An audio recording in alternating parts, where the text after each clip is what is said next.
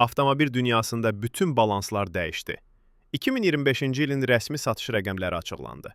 Bu videoda sizə dünyanın ən çox maşın satan sırf 5 markasını təqdim edirik. Hazır olun. Birinci yer hər zamanki kimi əl çatmazdı. Amma siyahıdakı sürprizlər sizi şoka salacaq. Siyahımıza Koreya nəhəngi ilə başlayırıq. Hyundai həm dözümlülük, həm də müasir dizaynı ilə 2025-ci ildə 3,8 milyon insanı özünə cəlb edə bildi. Və budur avtomobil dünyasının yeni dövrü. Çinli BYD inanılmaz sürətlə böyüyərək 4 milyon həddini keçdi. Onlar artıq sadəcə Teslanı deyil, köhnə nəhəngləri də bir-bir sıradan çıxarırlar. Amerika gücü hələ də sərtdir. Xüsusilə pick-up və SUV modelləri sayəsində Ford qlobalda 4,2 milyon satışla 3-cü pilləyə yüksəlib. Alman mühəndisliyi mövqeyini qoruyur. Sırf Volkswagen markası olaraq 4,8 milyon satışla gümüş medalı götürürlər.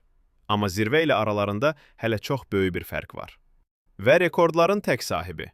Heç bir sürpriz yoxdur.